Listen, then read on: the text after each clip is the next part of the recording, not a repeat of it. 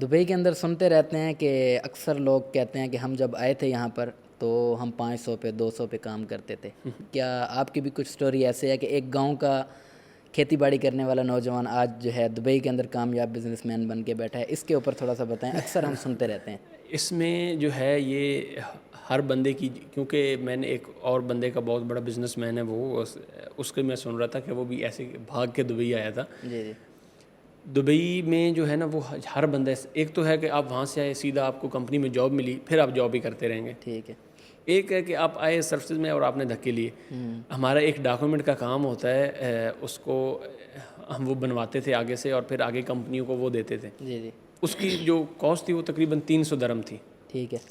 تو میں جو ہے وہ ایک جگہ سے جو ہے وہ جا کے وہ لیتا تھا 300 درہم میں، پھر دوسری جگہ پہ 320 درہم میں وہ دیتا تھا دوسری کمپنی کو. صحیح. تقریباً 1 کلومیٹر کا فاصلہ طے کر کے وہ پیدل سفر کرتے تھے. پیدل سفر کرتا تھا. اور ایک ٹائم پہ یہ بھی حالات تھے کہ وہ جو اوپر والے جو 300 درہم میں نے ان کو پے کرنا تھا وہ میرے پاس نہیں تھا. اچھا. پھر میں جو ہے وہ 1 کلومیٹر جاتا تھا، ان سے پیپر لیتا تھا ادھر، ان سے پھر وہ کہتا تھا کہ میں آپ کو واپس آ کے پیسے دیتا ہوں. پھر 1 کلومیٹر جا کے وہ دے کے آتا تھا، پھر آ کے ان کو 300 واپس کرتا تھا اور 20 درہم اپنے کماتا تھا. اچھا. اور یہ ایک نہیں کہ یہ صرف ایک منتھ، تقریباً 6 منتھ جو ہے وہ لگاتار ایسے ہی یہ چلا ہے کہ یہ کنسیپٹ کے. پھر ایسے یہ کہ کبھی 20 بار آتے تھے، پھر 20 کو میں نے 60 کر لیا، مطلب ڈیلی کے میرے پاس 3-4 کام آ جاتے تھے. پھر 60 کو میں نے 100 کر لیا، 4-5 کام آ جاتے تھے. تو کئی بار تو ایسا ہوتا تھا کہ اگلا بندہ جو ہے وہ اس کے پاس چینج نہیں ہے. اب اس کو تو نہیں پتہ نا کہ ہمارے پاس کیا ہے، ہم نے کیسے اسٹارٹ کیا. اس کے پاس چینج نہیں ہے، وہ 300 ہی دے دیتا تھا کہ جی 300 لے لیں، ہمارے پاس 20 چینج نہیں کل لے لینا، تو کل لے لینا. پھر جو ہے وہ کچھ بھی نہیں بچتا تھا تو پھر جا کے جو ہے وہ دینا ہوتا تھا.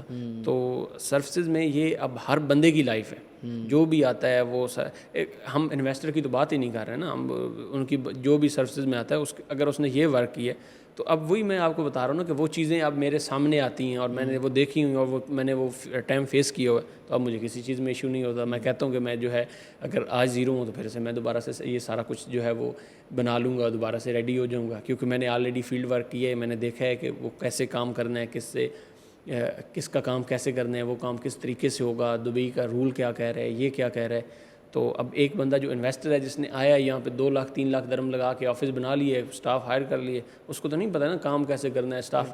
آج بھی میں مطلب یہاں پہ بھی بیٹھا ہوں تو اگر کوئی آفس میں کسی کو کوئی ٹرانزیکشن میں مسئلہ تو وہ مجھے کال کریں گے کہ یہ کام ہمارا ادھر رک گیا، ہم نے آگے کیسے کروانا ہے. اب سٹاف کو 2-3 سال ہو گئے ہیں، تقریباً 3 سال سے اب جو پرانا سٹاف ہے 3 سال سے بھی زیادہ ہو گیا تو وہ کام کر رہے ہیں. لیکن ابھی بھی وہ ان کو اگر کہیں پہ مسئلہ آتا ہے تو میں نے ان کو گائیڈ کرنا ہوتا ہے کہ یہ اس طریقے سے ہوگا.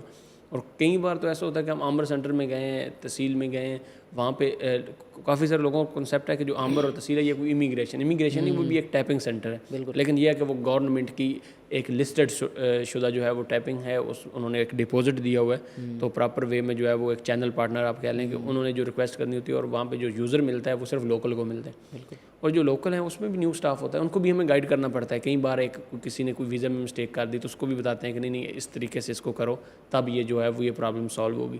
تو جب وہ آٹومیٹک پھر گراؤنڈ ورک اس سے اسٹارٹ ہوتا ہے.